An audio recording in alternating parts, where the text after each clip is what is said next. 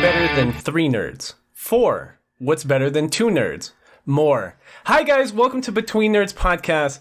On this week's special episode, me and my co-host Aldo Mendez. Hey, how's it going, brother? We'll be introducing our community to our girlfriends. Can I say hello, Miss Karen Ditz? Hi, nerds. And hello, Vianney Sosa. Hello. We wanted to get a new, fresh face perspective on something that we very much like, anime, and which is why we included our girlfriends on this week's special episode on Attack on Titan. And believe it or not, we are nerds with girlfriends. and we wanted them to be on this episode, and I guess we picked, I believe we picked a very good anime for them to be in the... Engaged. Engaged in today's episode. Well, if anything, this anime won the poll, so shout out to our community for voting for Attack on Titan to number 1 be viewed. 19 votes, right? Something like that. 19 votes. And guys, we were doing 45 votes.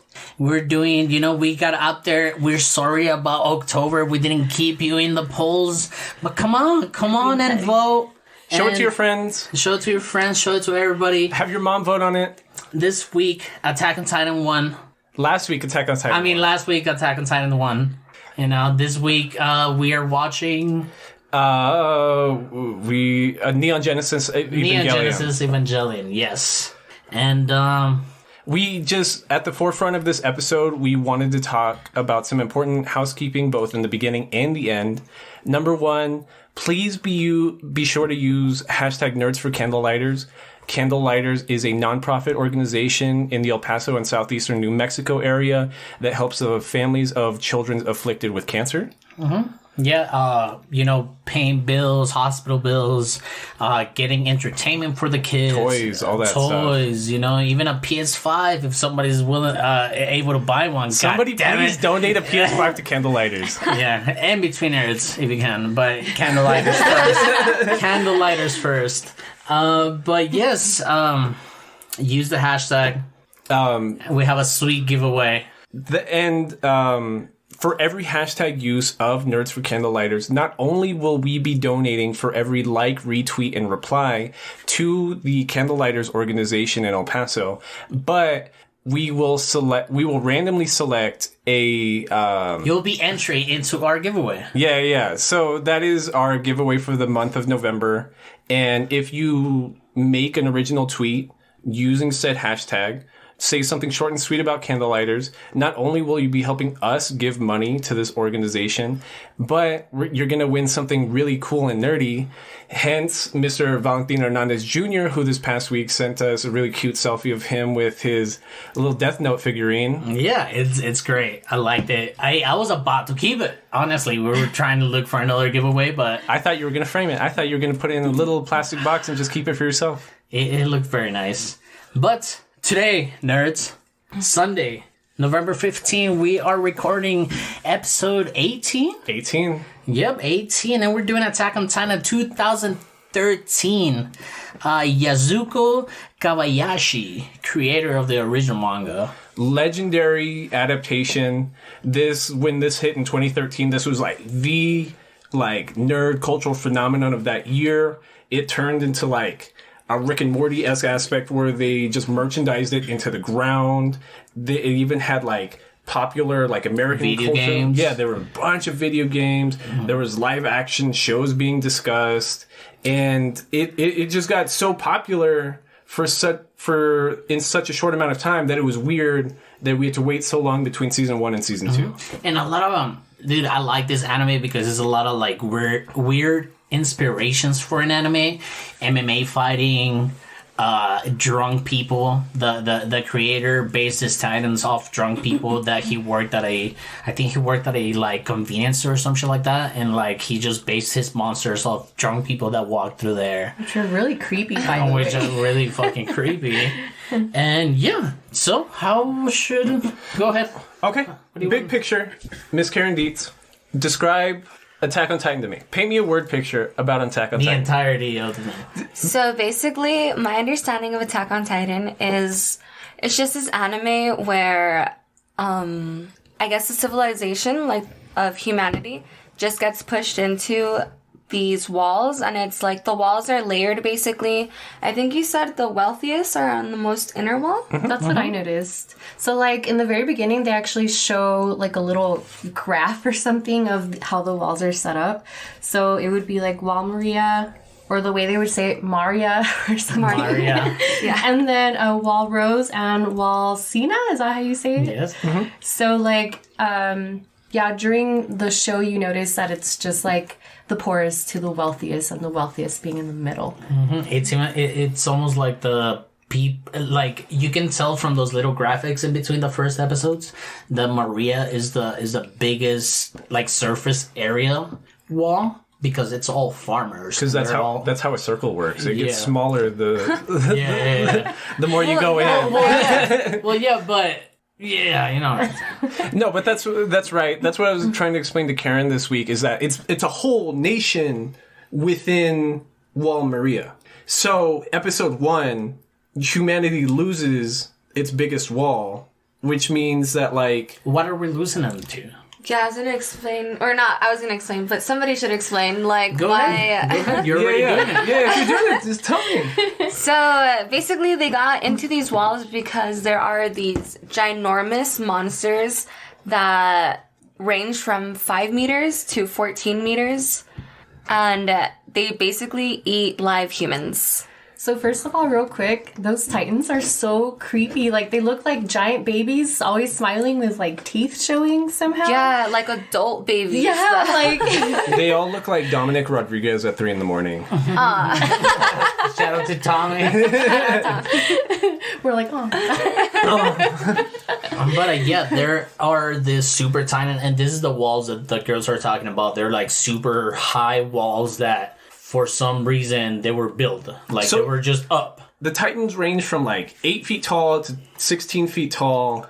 These walls, like Wall Maria, is like 1,000 feet tall, like to scale. So if all of humanity is trying to hide from these 8 foot tall lumbering humanoid beings, it took something massive to be able to destroy and pop a hole in Wall Maria. And then, what else do we go from there? We meet our main crew. Okay, yeah. So first off, you actually meet Aaron, Armin, and Mikasa, right? So, and honestly, I'm really happy they're not hard names. I was really scared I was going to mess them up. Well, it's a lot of German names. That's what I was trying to describe, because it's modeled off of pre-industrial Germany. Like, all the characters are pretty Aryan looking.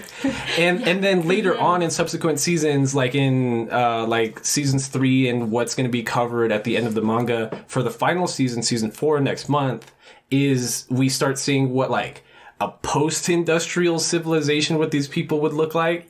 So it gets really fluid. It's a good story. But yeah, so basically from at least what I recall from the episode, main point is that Aaron just wants to get out of that whole wall and wants to go and explore. Yeah, like see what else is out there other than just their little inside the wall thing. Like, they're aspiring to see what the world outside right, is. and he wants to become a scout, right? So from the beginning he already says, like, this is what I want to do. And then Mikasa was like, what? Like, no, you're crazy. Who are the scouts? So basically the scouts are like an elite group of soldiers that... They're Titan hunters. Yeah, that are It's like a different branch. And It's like they a get to go military. out. It's like a military system almost. Yeah, there's 3 branches of the military. It's like the military police, the scouts, and I can't remember. Like in season 1, they don't even cover the 3rd one. Yeah. And then? Oh, but I was just saying, like, even Mikasa, like, brings it up to his mom, like, so Aaron wants to do this, like, all telling on him, and... Well, Mikasa is Aaron's adopted sister.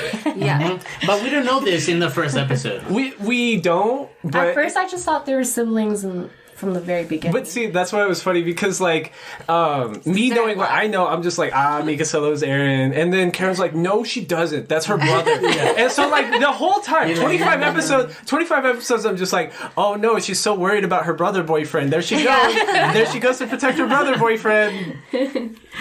They didn't waste any time though. Like right when the episode started, it was like really, really spooky.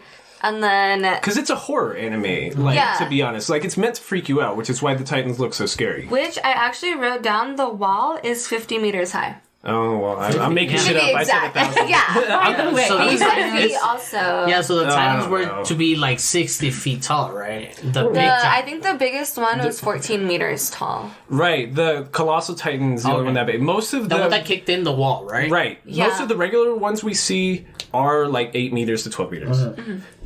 So in episode 1, the super freaky part that happens is that everyone's just chilling within the city on the outskirts of Wall Maria, and the way that the wall is structured is there's Shinigashi was the town, something like that? Yeah. And then, no, that is what it's called. But there's entire districts on the outskirts of the wall, and design-wise, that was meant to create an area where the Titans would gather together because they're attracted to like just the presence of people. Mm-hmm. So that's how they trap the Titans in a certain area. But out of nowhere, on just some average day in Shiniganashi district, however you pronounce it, this 100-foot tall Titan just appears out of nowhere, super freaky, and he's on like the cover of skinless looking. Yeah, it's the main illustration of the manga. Yeah. This is what everyone takes away from like season 1,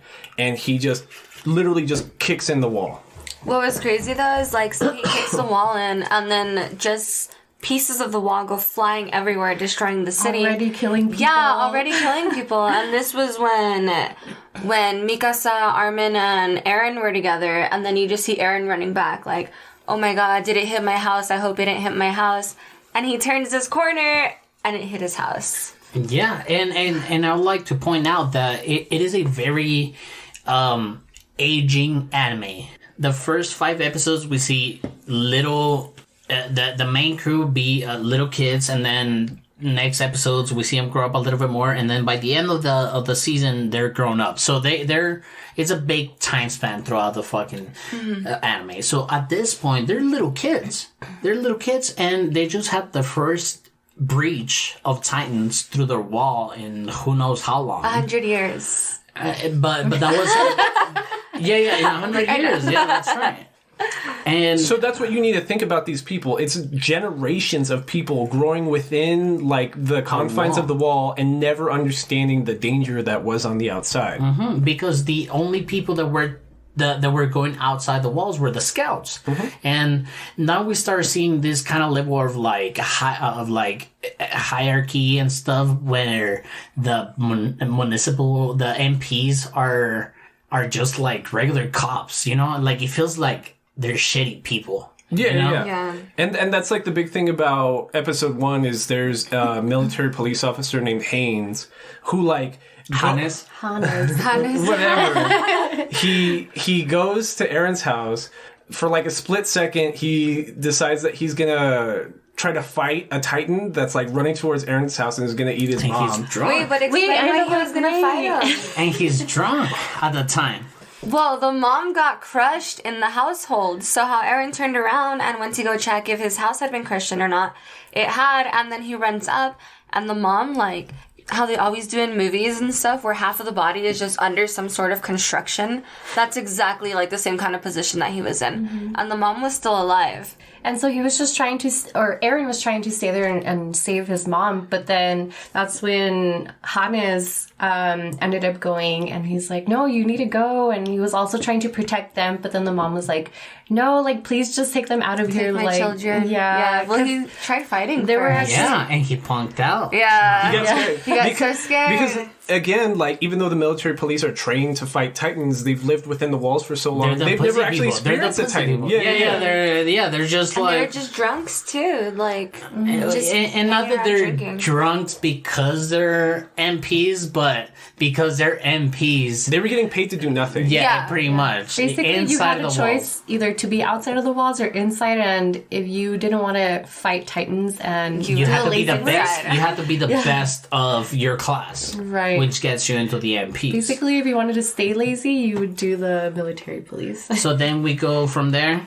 we start traveling to. Well, what you need to keep in mind is that means like 250,000 people plus have been displaced from this town, just from this one like little town. Breach. Yeah, and what ends up happening is if Shiniganashi district is surrounded on both sides by Wall Maria, the Colossal Titan breaks the outer layer, but then on the inside, the Armored Titan appears and breaks the inner layer of Wall Maria, meaning that the regular Titans that were on the outside are now running through Shiniganashi district and now are going to take in all the area encompassing between Wall Maria and the second one, Wall Rose. Yeah, Wall Rose. Yeah, and then in the meantime, while all that is happening, district, I think. Mm-hmm. Yeah. In the meantime, people are trying to like run to these like ships or boats, whatever you want to call them, and like basically, they're just trying to get away from that area and go to the next wall, the next civilization. What was super dramatic too was like Hannes, the military police guy, when he took them away. So he's carrying Mikasa and Eren in like one on each arm. And then Eren starts throwing a fit because he's like, why did we leave my mom? Like, because he saw his mom get eaten by the Titan.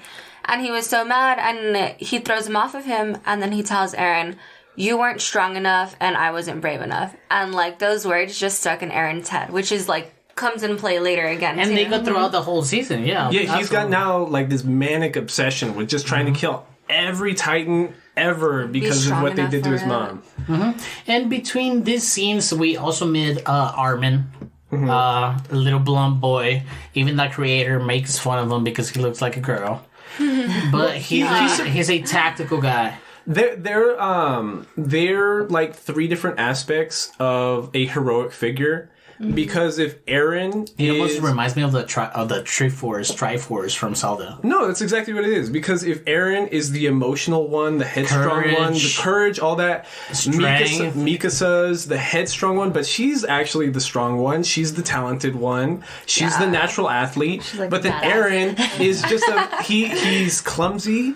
He's like not physically active, but he's the smart one. So was that Triforce? Strength, Balder? Or it's courage. Because Link is courage, Gandalf is power, and Zelda was wisdom.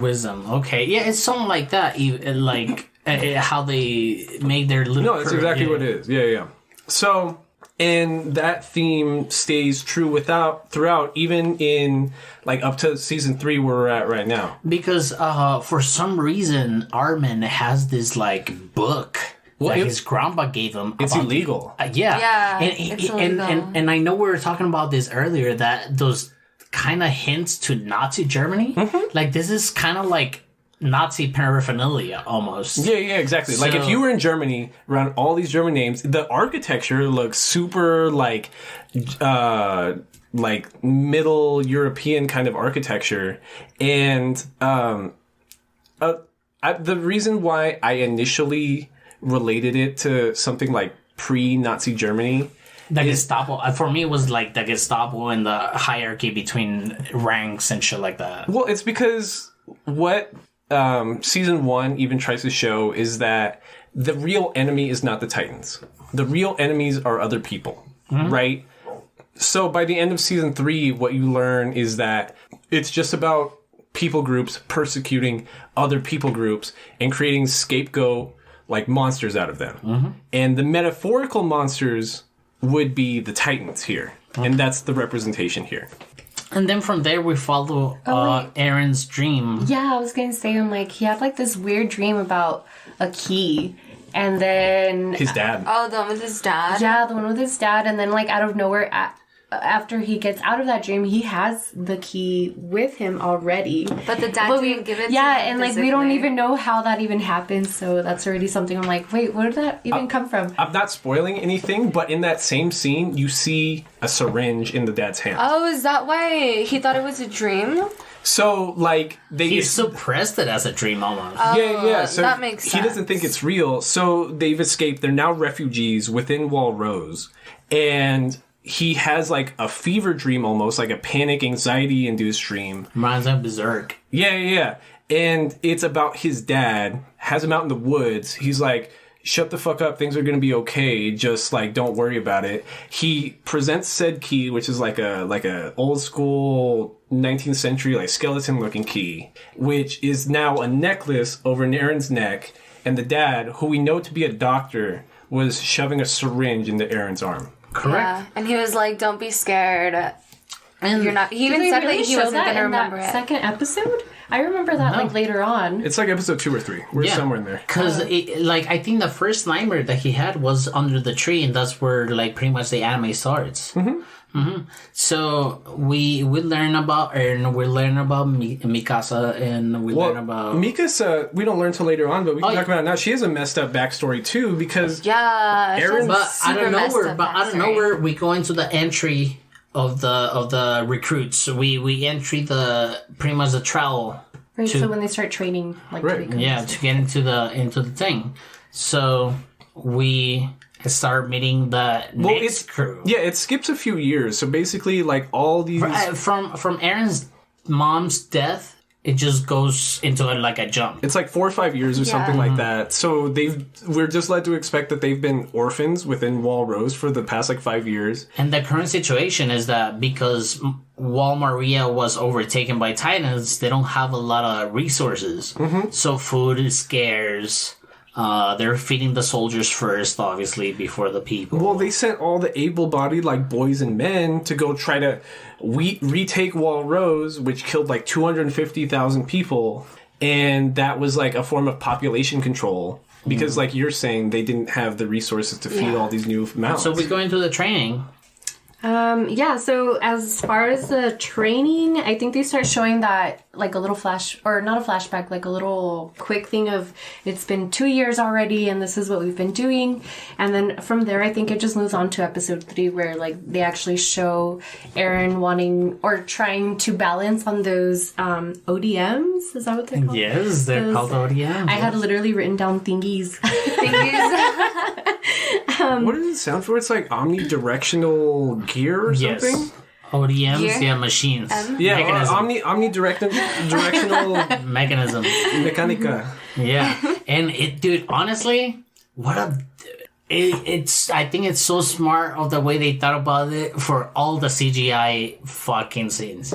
Yeah, it's really cool. And like, that was one of the really like this is what nerds like latched onto, because this is the fighting system that we talk about with other shows. Yeah, the power system. Yeah, the power system here is like how good are you at doing flips in a three-dimensional space. Fucking things, yeah. And what's annoying is you can't give nerds anything because like as soon as this came out, like physics nerds come out and like, okay, so like could a real human being really do stuff like this? But like they're doing so many flips and turns that a human body literally couldn't take the G forces that are like. Yeah, of course. Do you know how much G force is on Spider-Man's shoulder from like just webbing through buildings? Like, yeah, you would rip your arm off. Levi Ackerman would have died like years ago. Yeah. Like, We love yes, Levi. but I love the way of transporting like the ODM gear. It's great. But yeah, go ahead and keep going. So Eren, he's having trouble in training. Yeah, he sucked at first. He sucked really bad. It was because of a. he had he had a malfunction in his gear. But he was able to control it for a little bit. But that wasn't until they were doing like his last test. Yeah, like he wasn't all that strong. He's not Mikasa, because Mikasa was like a real athlete when they were She was like kids. talented too, though. Yeah, when they were kids, if Armin was getting bullied and Eren would run in to save him, if Mikasa's behind him, that's when the bullies would The get scared. bullies Like, leave. oh shit, Mikasa's here. Like, It fuck almost Eren. reminds me of Susumiya. Like Mikasa. Oh yeah, like a Yeah. little bit. Or even, what's this girl? The gray hair girl or blue hair girl from the same... What is her That name? android or Yeah. the alien android? Yeah. You know what I'm talking about. I know exactly what you're talking about. So they're training. We meet the characters that we're going to be following for the next, like, 3 fucking seasons, like, all in this episode, which is, we're in, like, episode 3 or 4 at this point. Yeah, so basically just to end episode 3, he was just asking for help and he was like very determined and then he finally made the cut, basically. Yeah, that's when he could balance on the broken ones. Yeah, and then they like switched on the it. final test where like it was actually not working. Yeah, and when they realized it wasn't working, everybody was all shocked that he was able to at least balance a little bit on it, because you're not supposed to be able to balance on it. So that's when they knew that, you know what? he got it. Was it at this point that everyone was kind of hating on him already because he was just so cocky? Yeah, he was so like, cocky. I just want to kill fucking Titans, but people... I guess people already knew how hard it was to be a Titan because we don't see nobody kill a Titan until Mikasa gets into killing. Yeah, like she was like the first one. Yeah, it was great. That first kill, you're like, ooh. Yeah. I even told Drew, I was like, she just killed the first one, huh? He's like, not in eternity. And I was like, I know, but she gets right first now. kill. She gets first kill throughout the anime. But like Karen brought this up today, Eren is literally the most annoying fucking character. Oh yeah, Eren is the worst character. Impotent as Yeah, he just throws all these tantrums all the time about everything. He thinks he's a badass, and then I'm like, well, it's because like is a shonen version of the anime. That's what I was gonna say. If a shonen literally translates to 4 young boys. So we're talking about a shonen anime, which means an anime written for young boys. The traditional shonen aspects are like overcoming one's self-doubt, overcoming one's weakness, pushing yourself, just becoming a better person, and like not giving in to self-doubt. Which is like, it's only a shonen if you're talking about Eren. If you're talking about writing in any other part of the anime, it's like a horror, it's world building,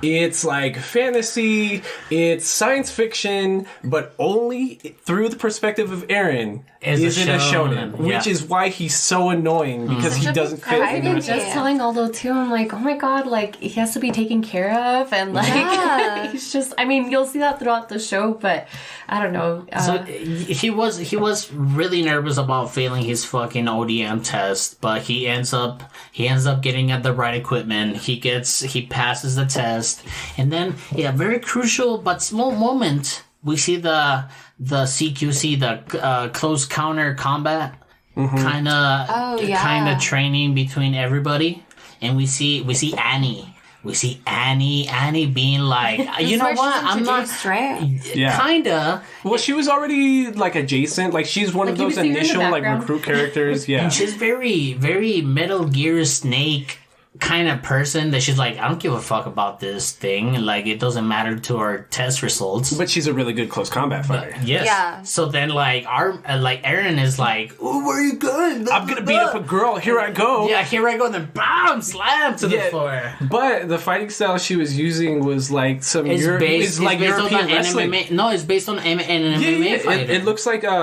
what's his name? The welterweight champion, the Russian wrestler dude. Mm-hmm. Like it's like you get what I'm saying? It's like Eastern European kind of wrestling. And the creator, Yazuko, he has a lot of inspirations for the Titans, like the ones that can control Titans. Mm-hmm. They're based off MMA fighters. Where'd you read that? Well, not a spoiler, but the other character is based off Brock Lesnar. Oh, he is! Oh, shit. Yes. He's in the early episodes. Yeah, I know he is, but nobody knows. And she doesn't know. But see, that's annoying because I saw him in episode 24, and I'm like, that motherfucker. And like, I look at Karen, and I'm like, I can't say anything. And then throughout the season, you're like, what were you so good? Yeah, like you motherfucker. Like the top 3 fucking recruits. Yeah, exactly. It just so happens. Anyways. I'm like, what just happened? Yeah. So MMA-based Titan physics character. He does look like Brock Lesnar. I'm telling you. That's so funny. So we keep going. Yeah. So basically, after that, after the fight with Annie. Yeah. Well, that's when we start getting into the struggle for trust. So it's 3 years later. It's 5 years later. 5 years later, after we've lost Shiriganashi District, the Colossal Titan appears. Again, once they finish their training. Wait, hold on. Yeah, like, basically they show that Armin, Eren, and Mikasa make the top 10 for... their class. Yeah, so for their class. And then, of course, like all the other characters that they introduce. And I'm just trying not to get dragged into details because Jacob keeps yelling at us every time we do. And they get the first 10, the top of their class. They get to choose what branch of the government they want to go into, right? Like what branch of the military they want to go into. So there's this moment with what's the character that it's always mean to fucking Eren. The one that wants to be an MP. Was it I'm like, do I have notes on this? Oh, I can't remember his name, but he's even in the end too. Like, Yeah, he's part of the throughout. scouts and everything. Yeah, so he wants to be an MP, which is the people that stay within the walls. He's like, you're a fucking coward, blah blah blah, this and that, you know. So yeah, they all end up graduating.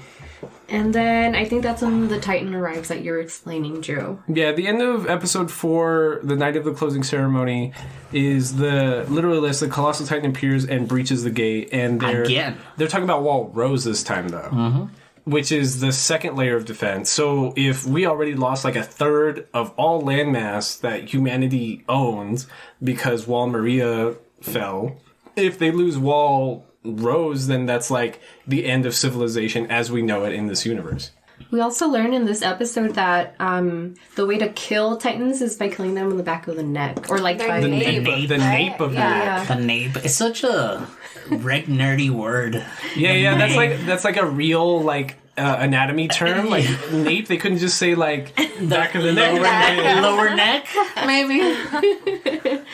No, so we learn that, and then we also see, which we mentioned previously, that they show Walsina being like the rich area where these people have nice clothes, they have like all this food available to them, and in the meantime, everyone from Wall Maria went to Wall Rose, and they're all struggling to even get food, a piece of bread. Yeah, bread, like a potato. Remember when that girl got in trouble for eating a potato? Oh, that was the best part. That was like the only note that I took for that episode was like, potato girl gets in trouble. My stepdad was a drill sergeant in the army for like 3 years. He retired as a sergeant major, but I just think it's funny because how he pretends to be is how I see like that sergeant acting in their training scenes. My cousin, he was a Marine. He served in Afghanistan for two fucking what do you call them? Terms? Campaigns. No, whatever. I get it. He was there, and one time when they were in the dorms or in the quarters, he had chewing tobacco in his mouth. And they yelled at him? And the drill sergeant comes in, so he has fucking tobacco in his mouth, and he has to swallow it because fucking drill sergeant is coming in, so he has like the shittiest fucking night of like because he had the shit, tummy pains and oh no, the fucking runny waters, you know.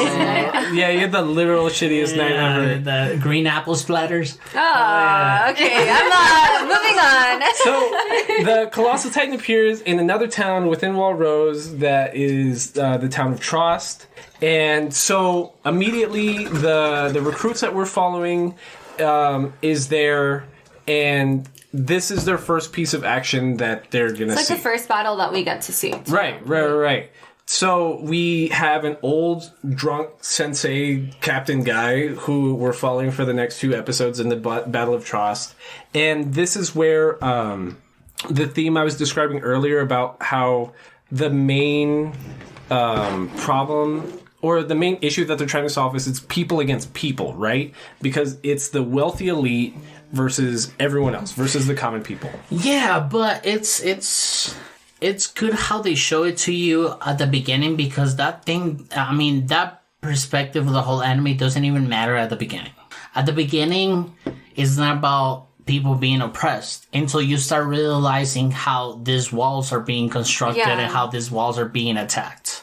You know, because like people within Wall Maria feel pretty safe until it gets broken down. And then you see Wall Rose get messed up, and then you see that more people are getting fucked up. Right. But then you start learning about Wall Xena. People are chilling, you know. So it's not a thing that you see right away. Right at the beginning, it's more about we need to get rid of this fucking these monsters that are eating people. And it's not about the hierarchy of the whole situation. But I bring that up because the captain that we're following has like mock games of chess with the political appointee. Picks? Yeah, Clicks? Whatever. Something like that. The the political leader of the Tross district, who is well off. He's overweight while people are starving. He thinks he's so smart because he keeps winning at chess to a military police commander. But as soon as we get the news that the Colossal Titan has appeared and has destroyed Wall Rose, he tries telling Commander Kitz, like, hey, you're not even smart enough to beat me at chess. Should you really be leading this military police regiment right now? And it took, like, his subordinate, the guy under him, telling this leader, like, hey, he's been pretending to lose to you this whole time so that your feelings don't get hurt. He's really a smart guy, and you need to shut up right now because, like, we're about to save your whole fucking town. It was a very Griffith situation. Yeah. You know? Because at the beginning of the episode on Berserk, we talked about how educated and vocal Griffith was, but because you didn't know that he was the king's fucking little boy court. Mm-hmm. You know? So it's very like that, you know? It's like, it's just showing, like, how the common people have to suck up to the people that are actually in charge, even though they're fucking idiots. Mm-hmm. So actually, hold on. I'm like, wait, before we move on. So basically in this episode, this was the first episode that I got really, like, excited, but shocked at the same time because you see all these graphics of the Titan attacking Armin. And then Eren sees that, and he goes to protect him, and he ends up being eaten, or his leg. Well, his leg gets chopped off first. Yeah, like he bit it lands off on the building or something. Yeah, like he bit it off, and then after that was when was it Armin that was the Armin tried to go help him, right? And then the Titan got Armin. Oh, I got it backwards. The Titan ate Eren. So Armin was about to But that was afterwards. The Titan ate Armin, and Eren opened up the jaw. Yeah. Opened up the jaw. And that's when, like, he got swallowed by this old man Santa Claus Titan. And that's the first episode, like you were saying, baby. That's the first episode that you were like, wait, what? Because... Yeah, this main character just gets eaten right here. Like, his arm gets chopped off, and that's the only thing that fell out of the mouth. Like, the rest of the body was in there and swallowed by a Titan. It's just gross because they accentuate the swallowing animation. Yeah. Like, they just make sure that you understand that he was swallowed and he is now in the stomach of a Titan. To the point where you're like, oh, well, this was the first episode that we were saying where Mikasa killed somebody. Like, killed a Titan. Oh, was it this episode? Yeah, it was this one. Because a lot happened in this one. I was like, oh my god. There's so much going on. When, like, everyone was actually in action. It's like the first thriller one. Yeah, I was even super excited. Like, I had my mouth open just because I was in so much shock of just how graphic everything was. Yeah. Right? And then from there, I think we just move on to episode 6. And they end up doing a flashback with Mikasa. So with Mikasa, they explain basically like what had happened to her parents and what happened in her past. So basically... Yeah, because she grew up with Eren, but we're not showed until now basically that it wasn't like his biological sister or anything. It was a girl who started living with him. And I think Eren's dad was a doctor and he was sent to go check on, was it the mother or... Misaka. Yeah. He was going to check on... Okay, so he was going to check on her. And then when they walked in... Like, they were knocking the door, like, forever. And like, nobody's answering. Yeah. But and he was scheduled to go, And the dad was just explaining to her, and like, oh, there's a little girl, like, your age, so you guys can play or whatever. Because the dad went with Eren. Right. Yeah. Or more like Eren went with the dad. Yeah. He's pretty much telling him, like, don't be a weirdo. Talk to this girl. It's like, be cool, bro. But then they opened the door, and it was just blood everywhere, wasn't it? And, like, a dead dad, a dead mom. And both of these dead people were Mikasa's parents. Right, and then so the dad tells Eren, like, oh, like, go meet me here. I'll take care of this. And they end up showing a scene where instead it's Mikasa, like, laying on the floor, like, tied up. And these two men, all creepers, and just, like, they had... And they had showed that they killed the parents, right? So we already knew who they were, and now she's just tied up on the floor with these two guys in, like, some random cabin. Well, we know it was for sex trafficking. Yeah, it was for sex trafficking. Because one guy tells the other, like, oh... why did you kill the mom? She was the most important one because she was pure. How did they put it? Not Oriental. Asian. Yeah, Oriental. They said Oriental as opposed to Asian or something. And we've talked about this term before. Which sounds like a bigoted Asian term almost. But like I've told you, it's the opposite of horizon. Yeah. But but in this context, they were using it as like a fetishist kind of weird way of putting it. So it was just really disturbing already. Yeah. And then from there, you see that the Aaron ends up knocking at the door, and one of the guys opens it. And did he just start attacking right away? No, he opened it angrily, and then he asked Aaron what he was doing there, and Aaron was like, "Oh, I got lost," like making up some bullshit. Like, "Oh, I was lost, and I just saw this cabin. I wanted to knock on it." But then the camera goes behind him, and you see that he's holding a knife. And then, boom, he stabs him. Yeah, he starts stabbing this guy, and then, like, the other one tries attacking Aaron. He was choking him against the wall. At that point, did he already let Mikasa free? Yeah, right? Yeah. He killed two people before he let Mikasa free. Oh, that's right. But there was a third dude that was like, "Hey, motherfucker." He starts strangling Aaron after seeing the two men on the floor. And then Mikasa was like in shock, not doing anything. She's like, "Oh my god, like, what do I do?" I feel like that would be me, you know? And Aaron's just like, "No, like, help me. Like, you have to fight. You have to fight to survive," or something like that. And so, like, something just, like, her eyes just opened, and she's like, "Oh my god, yes, you're right." And she just turned into this whole different person that you see. Yeah, and it even said that from then on, that's, like, when her personality changed. Like, she realized how cruel the world was. Right. But that's the pep talk that she ends up giving to Aaron the rest of the fucking season. Because, like we were talking about, Aaron never wants to do anything. He's always discouraged and that's the reason he's annoying as fuck. Because he's always had Mikasa, the badass, to, like, back him up on everything. No, but the thing is that Aaron, at the beginning of the season, he is the badass. Yeah, he is. He just saved this girl for being, like... Yeah, human trafficked. You know what I'm saying? What was interesting in the social aspect of this episode was that they said that they were selling Mikasa to the elites, richer people. Yeah, to the rich people within the most inner wall. So again, that highlights the socioeconomic divide on how, like, the people on the innermost wall that are most protected see themselves so separated from the common people within Wall Maria that they don't mind selling them into sex slavery. And then you also see why she's so protective over Aaron, too, because I guess she feels like she owes him her life, you know, so... He literally saved her from being sex trafficked. Yeah, and then that's when... And that's when they took Mikasa into their home. Aaron and the dad took Mikasa into their home. Mm-hmm. So that's why we see her growing up with him. And then from there, you just go back to another... So that was a flashback. Yeah, and then you go back to, like, a whole fighting Titans all over again. And then out of nowhere, you start seeing... Oh, it was Mikasa that was about to be attacked by a Titan. And this other Titan appears, like, right next to her and actually protects her instead of trying to eat her. So then you see this Titan out of nowhere trying to fight off the Titans when you've never seen this before. Right.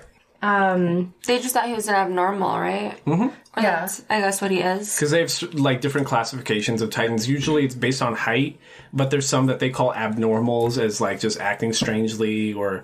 They don't act according to, like average behavior. Mm-hmm. Which is just some lumbering idiot just looking for food. Yes.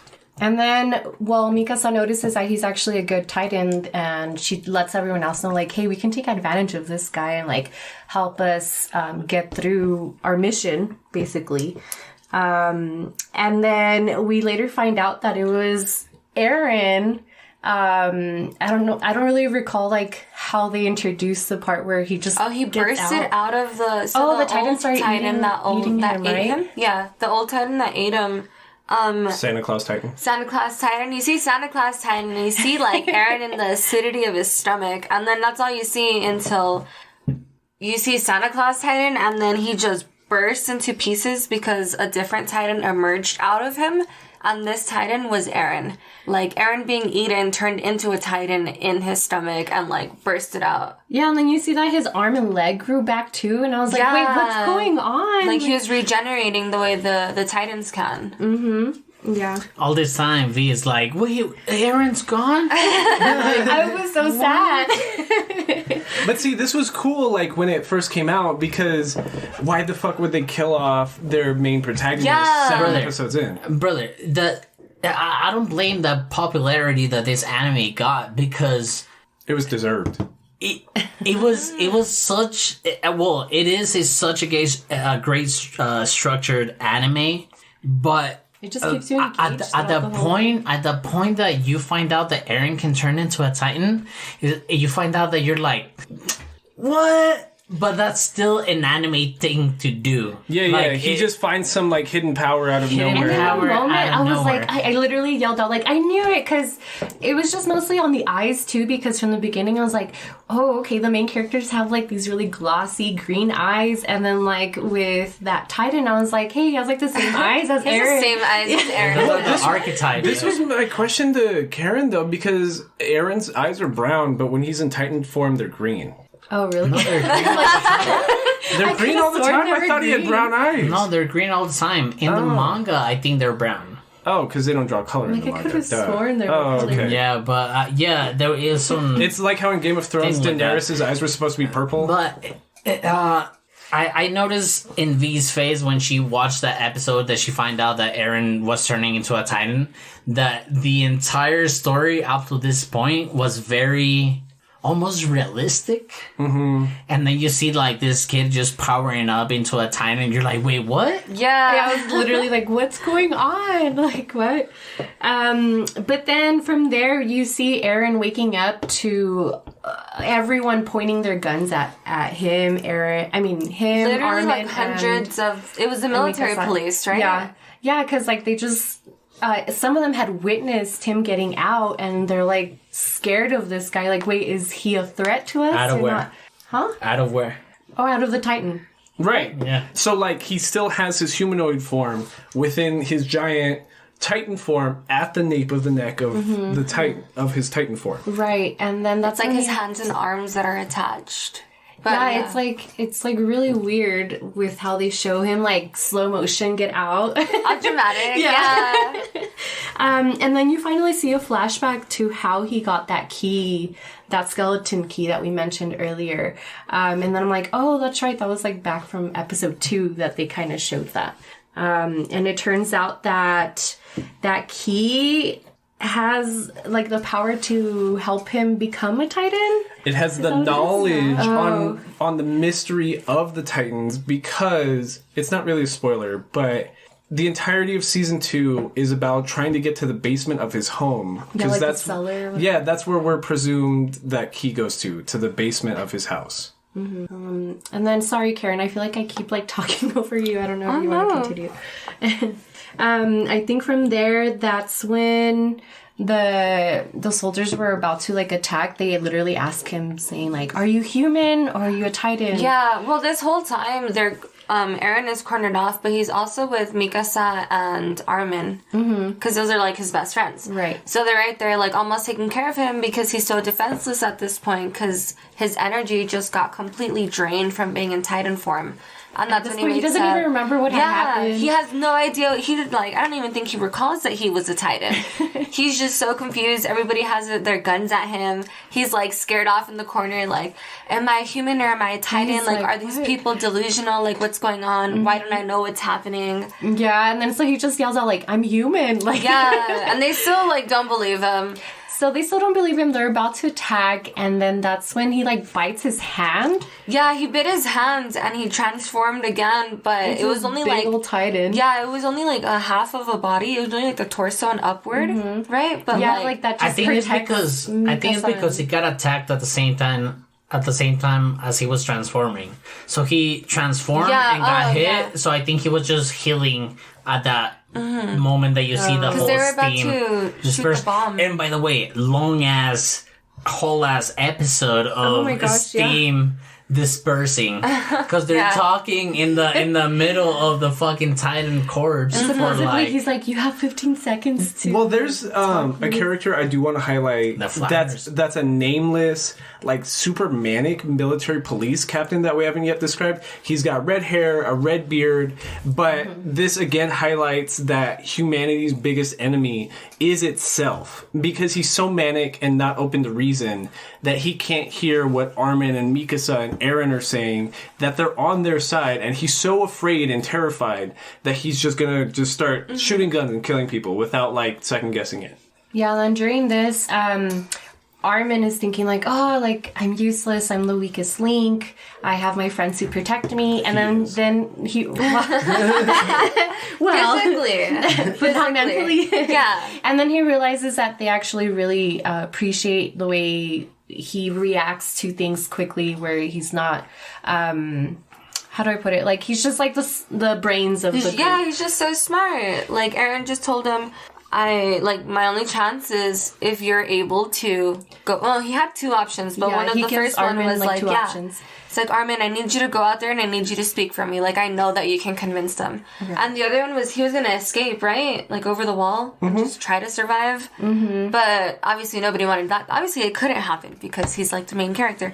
But so Armin was able to go out there, and not easily, but he was just trying to convince everyone, and that's when like the commander came. Or yeah, who was Commander that? Pixis. Yeah. He so the other one, that one that you just mentioned, like he was gonna kill. Yeah, he's like, I don't care what you just said. Yeah. Like, I'm still gonna kill everyone. And then that Commander Pixis appears, and he's like, wait, hold on, like, why are you doing this? Like, just because you're scared, like. Yeah, stop being dumb. Think with your head. And he's that stereotypical, like, he has a lot of wisdom. He's really smart. He's a good leader, but he's also semi-alcoholic. He carries a flask with him.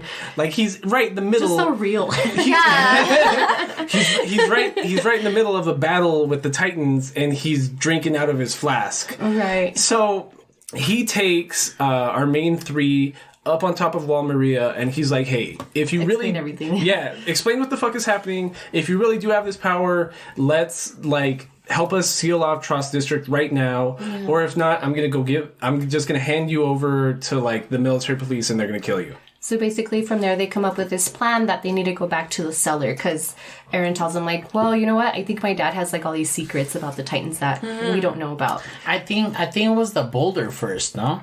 To seal they sealed the wall with a boulder. Well, I guess they just talked about it, but that was the plan. The main plan is to get to the cellar, but the first step to that plan will be to cover Wall Rose. With the boulder, right? And he was like, I don't know if I can, but I'm willing to. And that's when the commander was like, all right, let's get to work. Like, let's do this. So they make an entire military operation around Eren and his powers right now. So they give the military police, like, elite squadron of, like, 3 people and, like, their commanders, like, to look over Eren. They don't trust him because they just see him as some Titan monster. And the minute Eren transforms, he goes full manic in Titan form and just starts destroying everything. And he fucks it up. He even tried punching Mikasa, no? Yeah, he tried hurting Mikasa. She was trying to snap him out of it. She's like, what the fuck? And then, like, at the same time, introducing this other character, Rico, I just thought she was such a bitch. Like, she's already telling him, like, he already has all this pressure of having to be mentally prepared to, like, fight and not fuck up and and then he doesn't even know what he's doing. Yeah, and, like, before he even turned into a Titan, she's like, yeah, like, you better protect us, like, it's all on you and this and that. Every life spare for this is on you.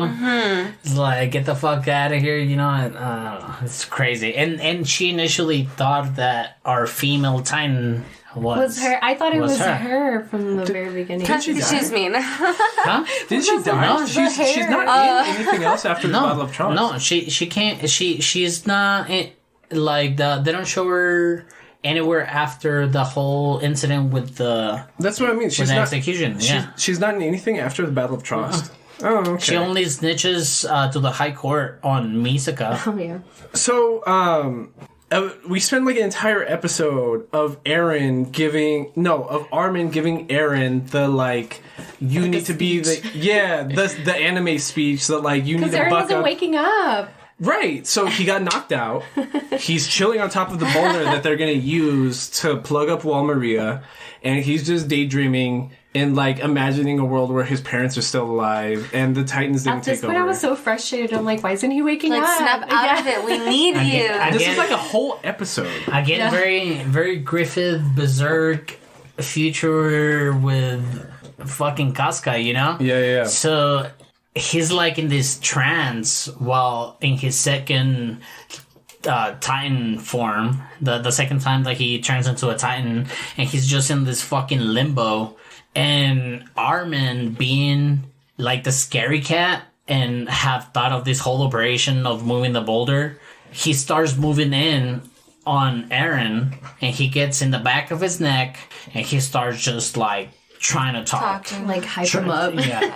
But he wakes up, so he does Finally. eventually wake up. Yeah. And then he is able to get the boulder. And whoever was in charge of like the scouts, or was it this? No, it wasn't the scouts. Or the people Well, yeah, in The charge of military the police? Yeah, this was Trying the to- military. Yeah, he was Protect like, him we too. need to protect Aaron at all costs. Plan is back on. Let's go. And then you see all these characters you learn to appreciate start dying, and you're like, Yeah, it's sad. You can't get attached to characters. Just in getting this. Like, whipped you into cannot. walls and just getting eaten. Yeah, chopped in half, like with the teeth. You know? literally. And I can't believe we didn't add this on our October fucking episode. It wasn't October recommended. episodes. It wasn't recommended. I We asked for it this time, And so And just even, say.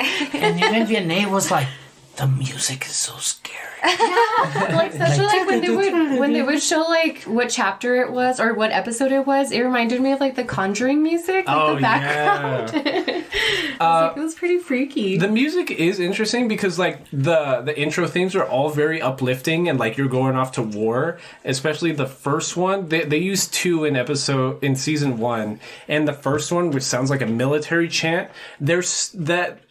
Season 1 of Attack on Titan was so iconic that they're still using that audio even for a trailer that came out last week, 8 years later, for the final season of Attack on Titan. Like I'm glad that you pointed out the sounds and the music involved because it's become iconic at this point. No, it's great. And we all know that technique of different animes to show dread or malice with a purple black drop and with the lines, but they show it in the eyes all the time. They just put the lines within the shadows of their eyes, and that's what shows dread. It shows like killing intent almost. Agony, despair, and they're just like showing all this, and it's throughout the entire anime, and I love it. And then just going back to this scene, I just want to point out like this badass Captain Levi comes out. Shout out Captain Levi. Karen said Captain Levi, best boy. Captain Levi, Yes. best boy. He's 5'3", girls, so I'm 5'2", it's okay. you know, rethink your thoughts. No, at this point I'm already thinking like, oh my god, like he's my favorite and Mikasa's my favorite. And Yeah, they're just, Because like- they're the mirror. Badasses. They're the mirror of each other. Like Yeah, yeah. one's male, one's female. Didn't you even point out that they have the same last name? Yeah, they do? they're both Acrobins. Because Oh. they're both this is explained more in not even season 2, like season 3 or something. Because and this is what brings more that Nazi Germany kind of vibe into it. Because Levi is like, isn't he like a child of a prostitute? yeah, he's a child of a prostitute with like last name that is treated as like a stigma because it's part of a minority group that is seen to be as almost a terrorist threat, like how Nazi Germany viewed the Jews. Yeah. And so, like, there's just a lot of elements that I don't find as a coincidence that it's written as if it's 20th century Germany. You get what I'm saying? Like, Yeah, it's. We talked about this on Berserk, about the whole king thing, the hierarchy. It's almost a mix of like a England hierarchy and Nazi Germany. right. You know? Right. It's the Kings are not seen as bad as Nazis for who the fuck some reason. But If Berserk was medieval England, Nazi. then Attack on Titan is medieval. Well, just pre-industrial Germany. A combination of medieval and Nazi Germany. Yeah, like it's just. Well, we It's weird. see industrialization elements like in later seasons. So, like from what you know in season 1, yes, but just broad context, there's a little bit more there. So anyway, I'm just kidding. Anyways, No, I'm kidding. But they end up showing that the mission was successful, and then Eren wakes up like in a prison cell, Yeah, where they're cell. basically. So they plug up the wall. They kill all the Yeah, it was, Titans like, that got into successful. Trust District. they took back their land that was taken. Well, kind of, right? Just for this one district. Yeah, for this one So district. far.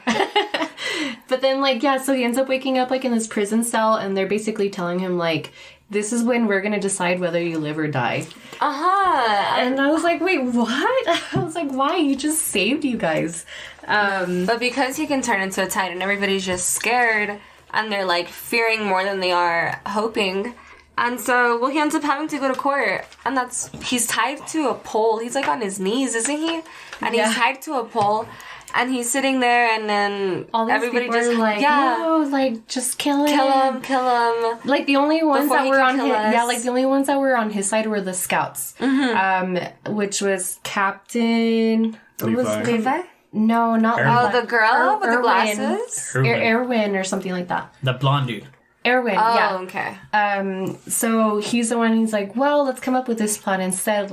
What if Captain Levi just keeps an eye on him, and then that They way wanted we to can- make use out of him. Yeah, exactly. And they had even talked to him previously to the actual court scene, and, just to see hey, are you good or not? You know. I'd like to point out at this point that we do make the scientist the girl, which Oh my gosh, again, she's the crazy cool, yeah. scientist. which again is very Nazi Germany, but we're not gonna go into that again. What's her name? Magu. She was Commander something. Yeah, it's Special Commander Magu or something. I think Something you're like right. that. But yeah, she's very so they ended up capturing a couple of short Like if an Oh, Titans- Hanji. Right. So if an Hanji? Hanji. Hanji. if an 8 feet tall Titan is on the shorter scale for a Titan, they capture 2 8 feet Titans. 5 Meters. and 8 and 5, maybe something like that. Yeah, something. And it was she even named them, but she had to obviously run some experiments. Some experiments had to do with How they act without sunlight. how they act with sunlight. They get sleepy without sunlight. Experimenting with How they pain. experiment with pain. That was a dumb point because it's basically saying that the Titans are photosynthetic. Yes, because they're a plant, pretty much. but they're that's- they're a plant, pretty much. That's when it gets freaky because she gives Eren a whole crash course on what we know about Titan science, and she's saying that they don't need us for sustenance. They are killing us just because they have some an instinct to just murder people. They are attracted to the presence of people, and they just want to eat people for absolutely no reason. Which we find context later, but in the aspect of season 1 that is terrifying. There's an entire organization of monsters out there that just want to eat you for no reason but to murder you. For fun. So right now we see that the scouts are getting a lot of their leeway from these experimentations on the captured Titans, but then they were murdered. They were randomly murdered. No one knows who killed them. The Titans were murdered. Yes. Yeah, the Titans. Yeah. Yeah, the Titans were murdered, and then after that, there's this little scene where is it Commander or Captain Erwin? Commander Erwin he asks Eren what is it you think you see? Who's a real enemy? And it's wait, what did he mean by that? From that meme, the famous meme. Yeah, and that question lingers throughout the season, but you don't know that's what I'm means saying. till further. What he's saying is that, like, your enemies are not the Titans. They are mindless beings. Your enemies are the other people that you see around you because you're not sure who really is an ally and who is trying to, like, overthrow civilization as we know it. But I think, at least for myself at this point, I see that Captain Irvin is asking this question to multiple people because he wants to distract everybody. Because we see later on in the formation that he makes, the spread out formation, is that he told a different plan to different parts of the formation. So the squad in the squad in the right formation, they thought that Armin was in a certain location. The people in the left of the formation, they thought that Armin was in another type of formation. So now we start seeing things that remind me of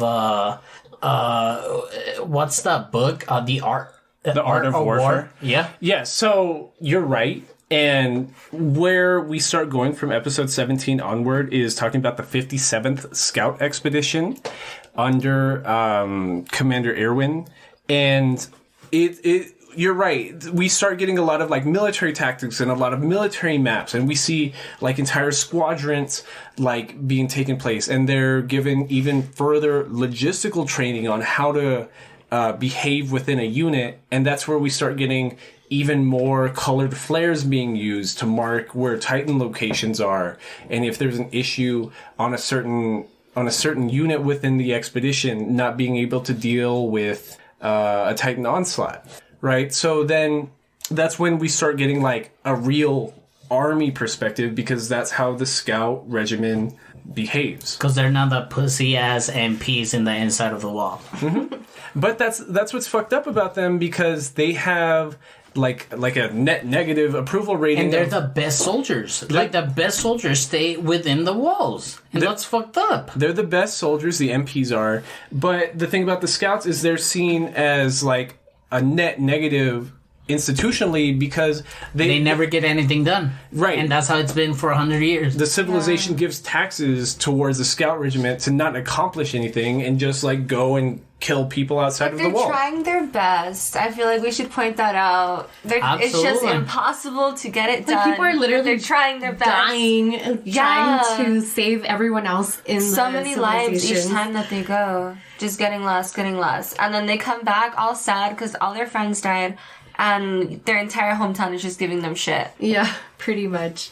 And then, like, as you guys were saying, that they start, like, throwing these, like, flares of different colors to let everyone else know, like, hey, this is happening, or, like, there's an abnormal coming this way and all that. And we then see that two abnormals end up appearing on one end, and then randomly, like, it's this female who appears as a Titan, and she's running fast comparing to all the other ones. She's like an athlete. Like, this bitch is built like an athlete, and she just comes and she just is running past everyone. She even reminded me from the very beginning, from the first Titan that we see in the first episode, I think, where he's, like, armored. Like, it's just more, like, muscular and more, like, just fit and stuff like that. So then, like, she's running, and then she ends up, like, somehow getting a hold of Armin, but she, like, moves smacked him. Yeah, but she moves, like, the hoodie, and then it's like as if she's looking for someone, and she's like, oh, okay, not him, basically, and keeps running and just ignores Armin. He's like, wait, what just happened? Like, why didn't she eat me? Mm-hmm. And then from there, what happens? I think at this point we start finding out that nobody knows the exact strategy of the entire. Yeah. No one knows the goal of this expedition. Yeah. The 57th expedition, they just went outside the wall and they were like, what are we trying to accomplish? We have no fucking idea. Everybody just following flares. Everybody just following steps, but nobody knows what the reason of all this is. So they run into a forest, and the middle guard goes into the forest, and then everybody on the outside takes care of the outside of the forest. They're, like, protecting them while they're in there. But everybody, so our main crew kind of gets split out throughout this whole formation, and we see different things. Even Armin, the person that we know right now that he's a strategist, he's smart. He starts even questioning the strategy that is taking place at this point. He's like, "What the fuck are we doing? Like, we're just dying. Like, there's so many people just being slaughtered right now. What is the point of this? What the fuck is going on?" And like Vianney said, is like, we saw this female Titan even Pull the little hood off. the hood off him and looking at him and not she's all killing smart him. comparing to everyone else. Yeah. So we know that she has intent. So we get to this forest part, and Aaron is so frustrated because he's in the cavalry just running through the middle of this forest, and he's like, I want to fucking... Like, Yeah. all these people are dying behind him. He's like, why aren't we doing anything? Why are we just going? And the scout regiment is just like, shut up and keep going. Like, don't worry about what's behind us. You just gotta keep moving. Yeah, and then at this point, like, they still show, like, all these other Titans appearing, like, around the forest, and everyone's just like, what are we doing? They're just on top of the trees, like, do we just stay here, I guess? And then that's when basically the female Titan appears and gets closer and closer and closer. And Aaron's like, hello, do you want me to turn into a Titan or not, you know? And so... it gets to a point where everyone else who's riding along with him tells him, like, no, like, you have to trust us. Like, we know what we're doing. Well, the thing about the people that have been following him is that they were exclusively picked by Captain Levi, who we know to be the most capable soldier. Yeah. So they were so fast. They were handpicked by him to guard Aaron. So not only are these like the most skeptical people, they're adequately smart to like take direction, but when it comes to killing Titans, they start listing off like their accomplishments, which is Titan kills. Like, so-and-so has 40 Titan kills. This guy has 50 Titan kills.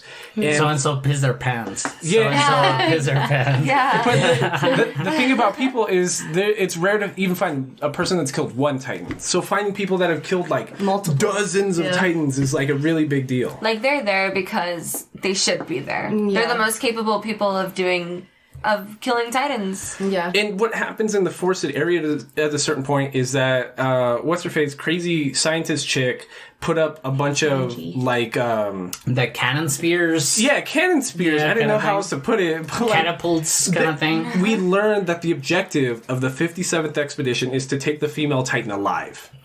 They just want to capture Because her. they knew at this point there was a traitor, there was a mole in the team, because we see that the Titan, the female Titan, even turned back into a person Scout. dressed as a scout, Yeah. killed 2 people. Well, hold on. Give me like 5 seconds when Go they ahead, almost go ahead. captured Bring her. it up, bring it up. So like they're doing the cannon spears. They have her captured. She is trying to harden, but she can't get out. She is captured in every which direction.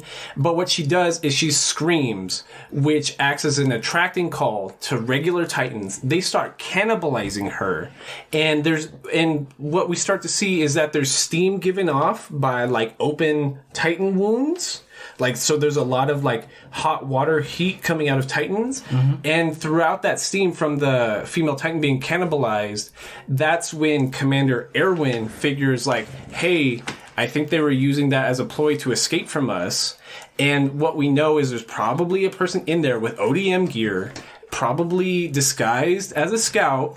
So everyone needs to watch the fuck out, which is why he tells Captain Levi, like, yo, you need to refill on your gas for your ODM gear, because I don't know what the fuck's about to happen. And even Levi's like, why the fuck would I do that? Like, the female Titan's dead. Like, I'm not worried about all these little Titans. I'm the most capable fighter here. So this elite group of scouts that is guarding Aaron just starts getting slaughtered by, like, this nameless person in a scout's uniform with ODM gear. And this is like the group of badasses that we've been introduced to. So to see them start getting slaughtered was a big deal because they don't get slaughtered. Like, these are the bad bitches that just kill kill. Like, they're known for it. They're the ones who always come back from the missions. They're like the people who you would aspire to be. And then Eren is just turning around and they're just getting slaughtered. Even one of them was like crazy that we were talking about earlier. Petra? Yeah. Man, Petra slam into the tree just like with her back broken. Her back, and she looked like an L shape. She was the one telling Eren, like, no, trust us, like. And you talked about this, that the reason. You as in me. Exactly. You as in me as in you. Okay. That you. That the reason that it's hard to talk about horror animes because it's more visual. But Attack on Titan brings so much more to the table. That's exactly what I told Karen, because I was like, if this had Parasite's budget, it would have flopped. This would have easily. No one would have given a shit. Because they would have concentrated on fucking, like, Titan fucking panels and shit like that, and no story. This is a 7-year-old anime, but it still has, like, the animation style is really bold character models. Like, there's a thick outline on everybody. There's CGI animation, but because there's such, like, dominant colors used on all the character models, you can't even tell. Like, they didn't like the animation. Really? No. Yeah, like, at first I was like, why are they... It's because you know what it was? I think it just looked super cheesy when they would kind of pause on a scene and then just kind of, like, do, like, a little slideshow of it for a few seconds. And I was like, why are they doing this? Okay. Like, no, I'm like, well, basically there's scenes where, like, let's say from the very beginning. Technique, yeah. Yeah, like from the very beginning, like they'll show people running and then they just like pause there and you just see like zoom in, kind of like a comic book as if you're watching that. You would have hated Berserk. Yeah, I would have absolutely hated I was in Berserk. the background sometimes and I'm like, ew, what are you guys watching? That's all it was. Yeah. Then again, really Akira is a lot of stills too. But you can't tell because the scenes that are animated have so many frames to them. Yeah, You're like, what exactly. the fuck? Yeah. Yeah, but I definitely like surpassed it because it was such a good story. But then just going back to what you were saying, like Eren turns back and he starts seeing like all these elite soldiers like start dying, and he's like, you know what? I'm just gonna turn into a Titan. You know, he's like, I'm gonna try to just protect everyone. I should have followed my instincts from the very beginning. He was so upset at himself. Yeah, he's like, I should have turned into a Titan, 20 minutes ago when we were not driving. We were like riding away on our horses from them. But everybody was like, trust us. And then they show this whole scene of just him and the female Titan fighting, and you start seeing as Titan. Yeah, yeah, literally, like they start fighting, and it turns out that she ends up like just taking him out from the Titan body. She can harden her skin, into like an armor type of thing. Yeah, it looks like a diamond. It looks like a diamond, but it's like unbreakable. It'll break their sword, so they can't, like, she can do that to her hands, to her nape, like, whatever she needs to protect, she can do. And she kept holding her neck too. Yeah, she knew exactly where her weak spot was because she would cover her nape. So that way they weren't able to cut into it. And I'm sorry, she fucked up fucking Eren so bad. He kicks him in the jaw. The fucking jaw goes off flying. He threw a tree also. Yeah, he's all like exposed, so she ended up just pulling him out, like biting enough, like even like a puppy, like when like a mom puppy like carries, grabs a puppy by the scruff of the neck and just like rips out his human body from the nape of his Titan neck and just like, and it looks like she eats him at this point. It looks like it, And then Misaka's like, Mikasa's like, no, I'm gonna go after my brother man. boyfriend. my brother boyfriend. Exactly, but she did some damage to her all on her own. She did, and it was just Mikasa and Levi that were going after this female Titan at this point, and the fact that we got to see like this like awesome team just work through that. Yeah, it was just these two like crazy badasses just really slaughtering this ginormous like super athletic Titan, and they got her down, and they ended up. Well, Mikasa was just so like optimistic. Determined. Yeah, optimistic is the She's exact like, word no, that they like, used. I bet you Erin's alive. Yeah, like, I bet you she has him, like, in her tongue or mouth. something like that. She's like, she has to have had him in the mouth. Like, he's not dead.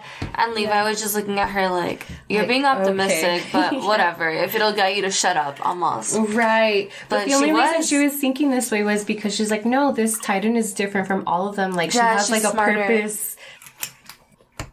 At this point, they knew that he was trapped inside her mouth, and they end up getting him out, basically. And then from there, it kind of skips over to all the way to where they show Annie in the military police, right? Or what is it called? Yeah, the military police, the yeah, MPs. Yeah, you see Annie again, and they hadn't showed her for a while. She hasn't been in since like episode 10.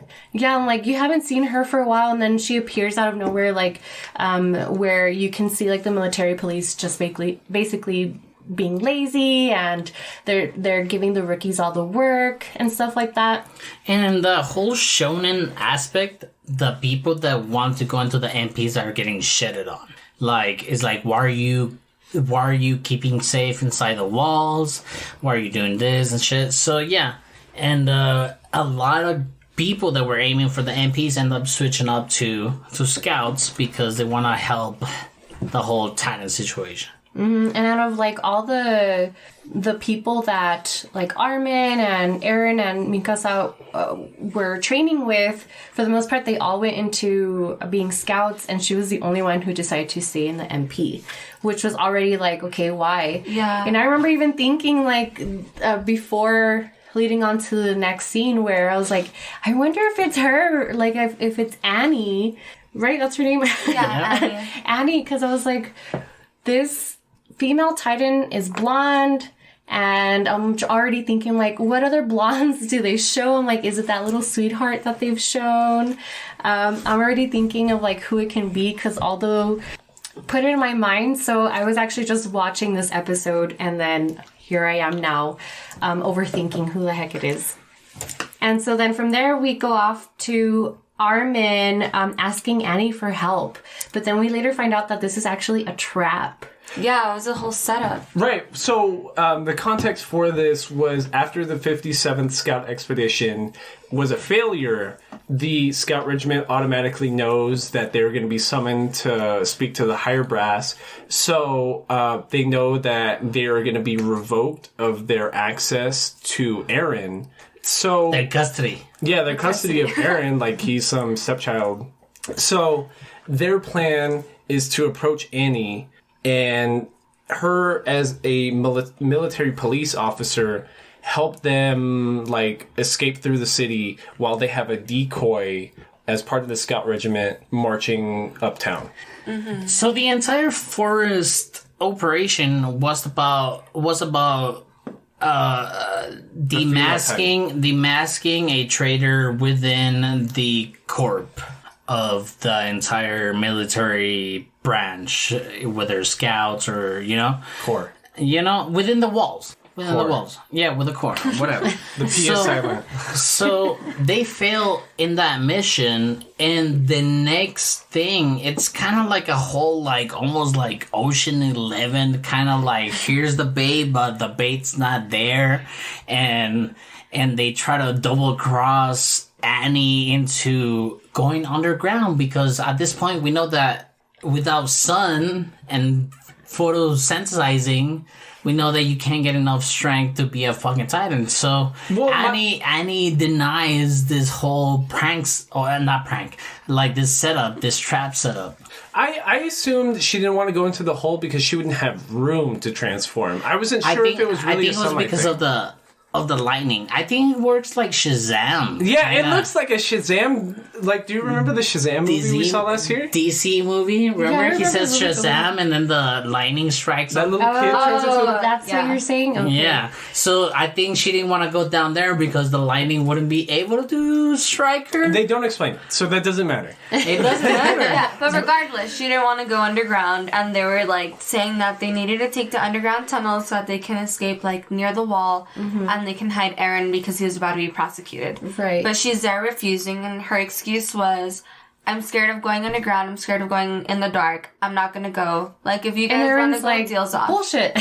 Like, Right. you're all this badass and then you're scared of the dark. Like, Yeah. She's smart enough to be like, I don't see anybody else within this district of town. She pointed that out, too. Yeah, she pointed that out. So then what we see as an audience is that on the other side of these roofs are like members of the scout regiment, like all ready. geared up, just waiting for her to do something. And then before she does anything, they go back to this flashback to Armin finding out who it was, and which is why they are trying to set her in this trap. So they just start discussing, like that one scene where Armin is in his hoodie and like she just takes it off and she sees him, and then like the type of fighting the way Style. she fights. Yeah, there you go. The fighting style, like, and Aaron's like, no, like, it can't be her. Like, she's one of us, and this and that. So he just doesn't want to believe it. It was funny because, like, their last point was, like, she looks like the Titan.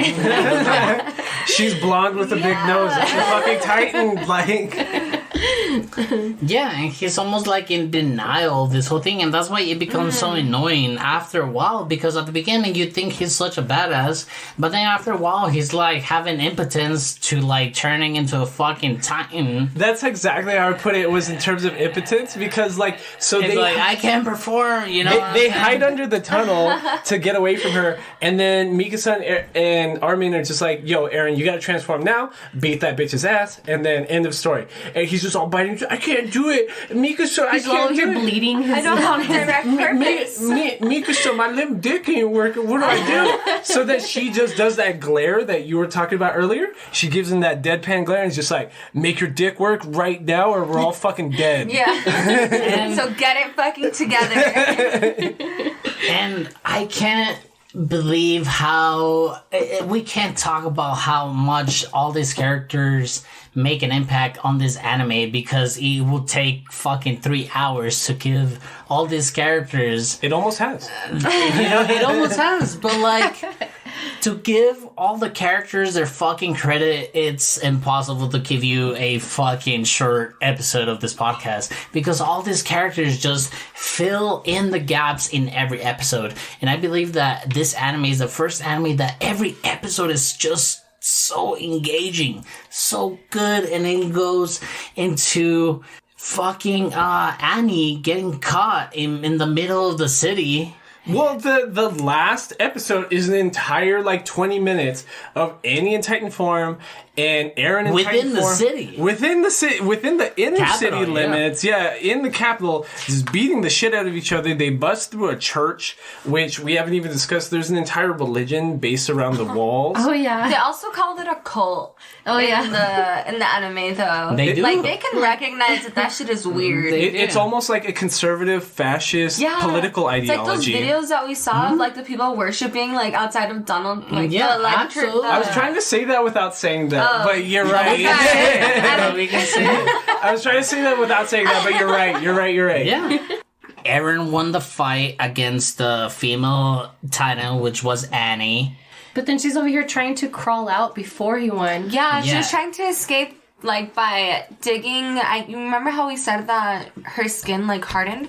So she would just, like, pierce her hands through the wall, not breaking it completely, but she was trying to crawl up and over the wall to escape. Like, she had her tail in between her legs and she was trying to get the fuck out. Yeah. And she did a beeline to the wall. And then that's when Aaron was basically about to kill her or eat her or something like that. He was super fucked up before he did the beeline towards her. He keeps having had this like manic tendency towards, like... He had like trying- a leg off and an arm off, and Yeah, I did he see was that. like, Like crawling crawling. through the But street. this is, like, the craziest that we've seen him throughout the whole season. Like, you can see, Like, everyone's even like, is he gonna eat her? yeah, everybody was like, "Is he okay? Like, is he still we step going with the in?" plan?" Because he looked manic. Like, he looked like nothing we've seen before. Steaming, Yeah. It looked like if you could see the veins in his body, and there was just lava flowing through the veins. Yeah, that's true. I forgot about that.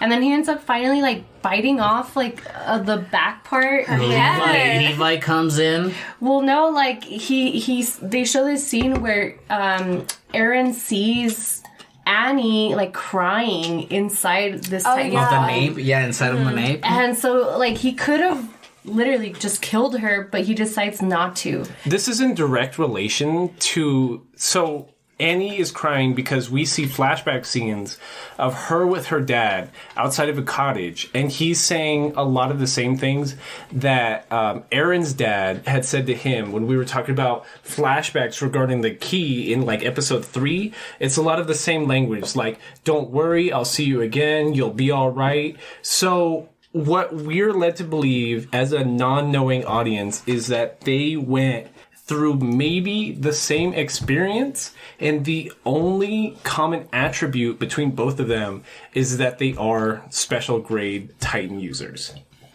Yeah. Yeah, and then like she ends up defending herself by getting into this Looks like a clear egg, Yeah. but with that hardened skin, diamond-like material.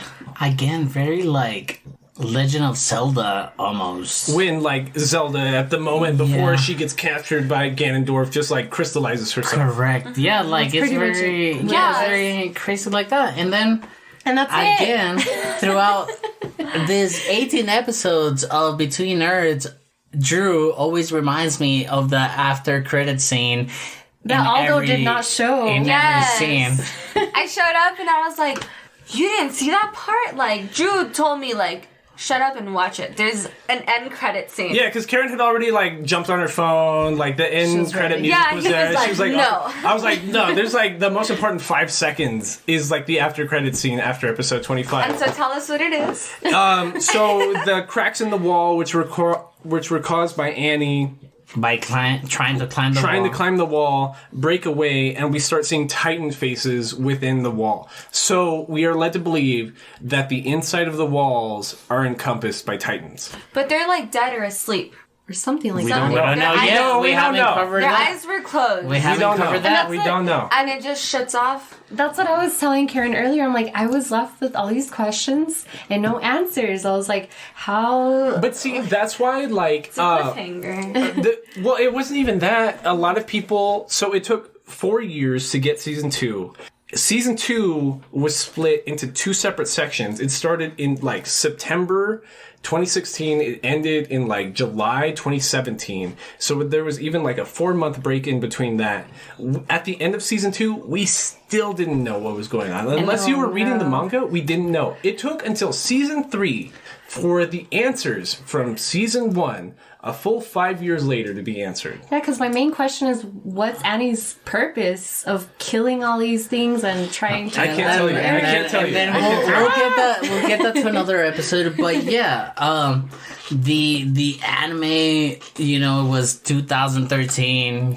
Is that it? Is that It's so good. is that everything on season 1?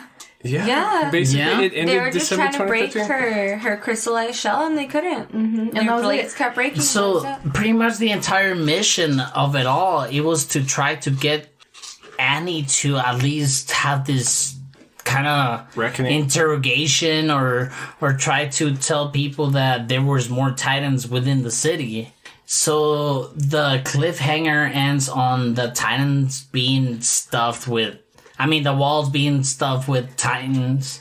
Well, the last piece of dialogue we have is Commander Erwin talking to the government and explaining, like, hey, we might have failed at interrogating this female Titan, but we have proved that there is a population of people within the wall that mean to do us harm. So our main goal now should in no way be to maybe, like, reclaim Wall Maria or overtake pieces of land outside of the wall, but to eliminate the insurgency within the wall. So, girls, what'd you think about it? I actually Oh, are we really liked rating it. videos? Is Alright, this the part where we rate videos? We rate biddies. I'm like, wait, go first, Karen. First season? Okay. First season. So, I'm ready to watch the next season. What didn't you like? What did I not like? Yeah. What can you throw in the trash right now? What would you wish they've spent more time on? Like, do you have issues with the music, the narration, the character writing, the Character design. pacing? Character design is a really big point. I hate I character design. think I just think everything was like very well done. I don't think there's anything that I specifically did not like. I can point out things that I really liked. Okay, if then we go can do ahead. that. Then go ahead. The scenes within the forest were super cool because just the way that they're like going through the forest, it just looks crazy. Like the animation on the Titans looks insane. Like it really looks gross and gory. I remember at one point, Annie, when she was in her Titan form, she like has like a big metal tube or whatever it was when they're capturing her, pierced through the back of her head through her eyeball. And, like, it just looks crazy because she's still alive, her eyes still open, and you just see all this shit. And then they did a really good job in, like, making sure that the audience, it wasn't just one of those things like, oh, you know, they put these little tools on and they can just do it. Like, they had to train to be able to know how to do it. Like, it's not something that was easy. And I just think it had, like, a really, really good storyline to it. I don't know, I liked it a lot. I give it a 9 out of 10 biddies just because I feel like I could probably like something a little more, but it was still up there. You know what? Like, okay, so with me, it's a little bit different because the animation, as I mentioned earlier, I wasn't really a fan of, but at the same time, I surpassed it because the story itself was really good. And then I pretty much have no other complaints other than maybe the whole female Titan scenes. I feel like it just, like, don't get me wrong, I was engaged in all episodes, but I also feel like those scenes lasted forever. I'm like, just come on, like, move on with it, you know? And not that I was getting bored of those episodes, but it was just kind of like, okay, if I see another one like this, what else is happening? But other than that, I really liked it. This is probably the first, well, usually I'm barely getting into anime, in other words. So right now, I would say this is probably like one of my favorites, and it's something. What do you rate it though?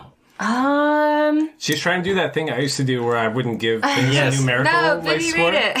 And then we'll go into. You're like, okay, shut up, tell me. I think I agree with Karen. I would say like a 9 out of 10. Ooh. Yeah, because It's good. it's really good. Like, I don't think there's really a dull part in any of the episodes. Like, you were like at the edge of your seat for most of them. What was the last anime you watched with me? The last one. Was it Erased? The No, one with that girl that was was getting Parasite. beaten? No. Oh, yeah, you did watch Parasite with me. She really liked Parasite. Karen loved Erased. I like Erased too. Erased is my But- favorite so far is my Promised Neverland. Oh, really? Yeah, really that's good. I think like, so far it's Hunter x Hunter for me. So wait, is this the Nerd Down? No, not yet. Hold on. Give me a few seconds on Attack on Titan. I still have Okay. a couple more points. So I'm not going to give it a numerical scale. This is probably like my 5th time watching season 1 of Attack on Titan. But within the past like 2-3 weeks, we have been relating things to my anime list, which is the most popular anime rating website. We're not going out of. We're not going on that. Yeah. But I just like to bring up statistics based on the anime community out of here. And with that being said, this is not in the top 100 of ranked anime, and we've probably only watched like 2 in the top 100, I think. It was like Your Lie in April and maybe like one other thing I'm missing right now. But the statistic I find important out of this is in terms of popularity, this is ranked number 2. So in terms of community engagement on my anime list, the most visited anime rating website, it is the 2nd most popular anime. And I think that says a lot on the cultural impact of Attack on Titan. And, dude, I mean, 2013, like, how can you fuck that up visually, you know? And I say visually because they did so good in the story. Mm-hmm. Like, how are you gonna put so much volume on a story so quickly in the first season that every fucking episode is so good? Every episode is so well animated, and we know that this fucking anime was split with 2 Studios. Was it? You had to bring this to my attention. I didn't even realize Yeah, this it was until you brought WIT Studio and MAPPA Studio, MAPPA Studio. Do we know what happened? Because I was going through WIT Studios catalog. Well, you brought to my attention that the creator was so upset that his anime was so successful that he didn't want to do it. Yeah, he tried doing that artistic thing where it's sort of like, oh, Like now I have all these fake fans that don't really understand the medium in and of itself and don't understand my vision, so I'm just not going to write things for 3 years. And that's basically what happened. So what I'm guessing is that while his tantrum was going on, is that another fucking studio picked him up.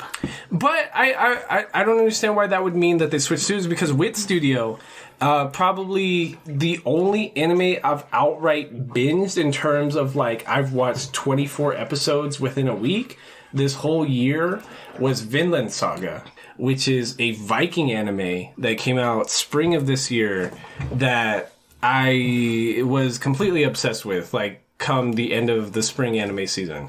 So I don't understand why the publisher would give up the right to a successful anime studio, but I can in no way ascertain the politics of anime studios. People in Japan get sick from working hard, bro. They do. That's disgusting. You'll never catch me getting sick from exhaustion from working hard. Yeah, exactly. So, I mean, it's a great anime. Like I said, every episode is so good. Give your guys' video ratings. Thumbs up. That's all I can do for right now. Okay. Because I want to talk about subsequent seasons, but I can't. I can't. It's because like Hunter x Hunter, it can't be digested in one season.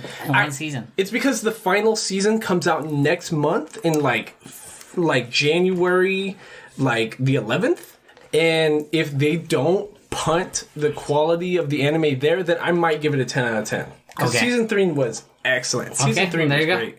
So is this the Nerd Down? Nerd down. Nerd down. Nerd down. Nerd Down. Nerd down. So, first off, I want to thank all fucking 20 people that voted on this week's poll. We are going to be watching Neon Genesis Evangelion. I remember the last time we talked with Lloyd about anime to include in the polls, he did not want to include Neon Genesis Evangelion, but not because it's a bad anime or anything like that, but just because of the sheer aspect of the depression involved with binging Neon Genesis Evangelion.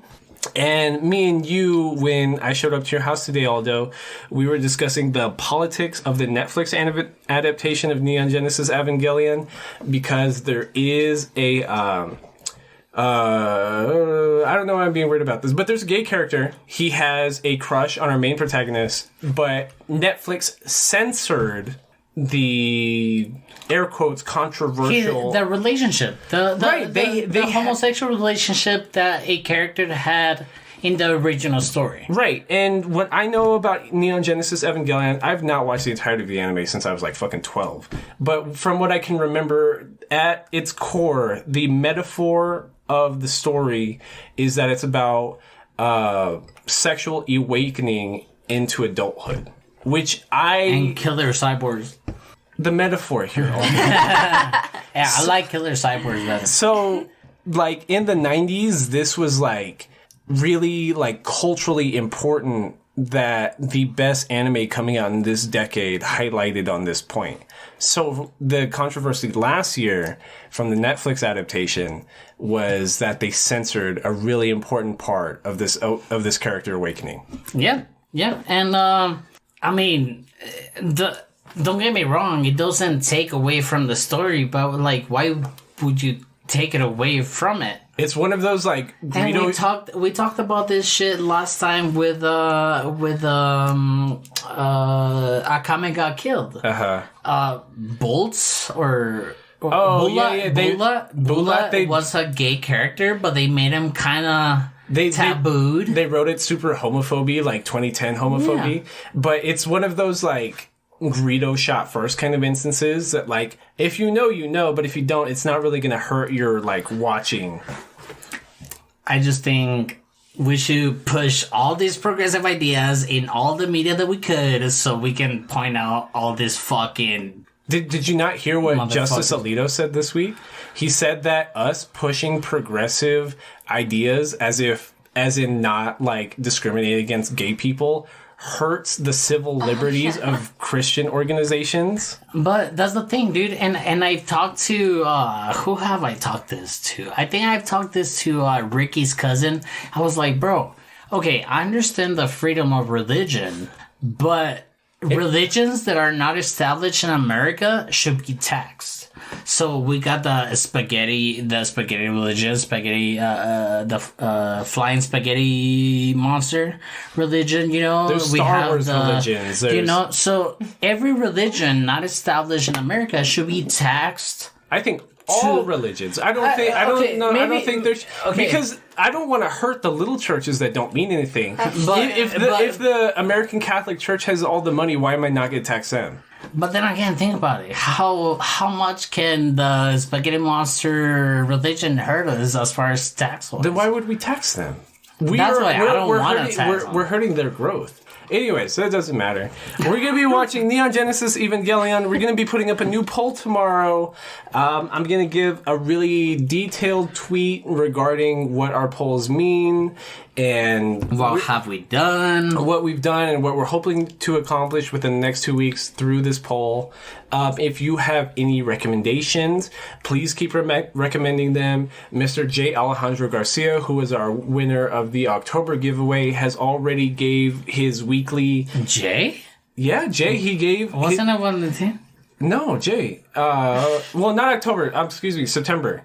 Oh. Jay already tweeted to us saying that for next week, he wants us to include Ms. Kobayashi's Dragon Maid, like we have for the past 2 weeks, as part of our poll. Okay. I'm thinking we'll also include Gurren Lagann and whatever the fuck else anybody includes. Yep. Fucking... What else? You girls want to say anything?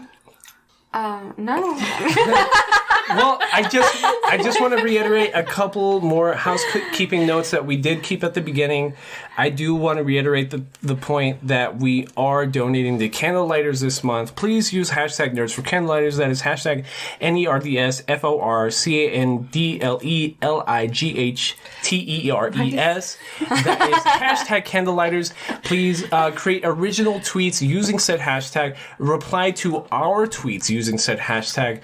Like and retweet tweets that use the hashtag, and we will be donating to Candle Lighters of El Paso for the month of November. And it's not... The giveaway is not a problem. That's just a plus for you guys. Right. We want to donate to these organizations that we think about, because it's so shitty. It's been so shitty this past fucking 4 years. It's been so shitty this past last year. 2020.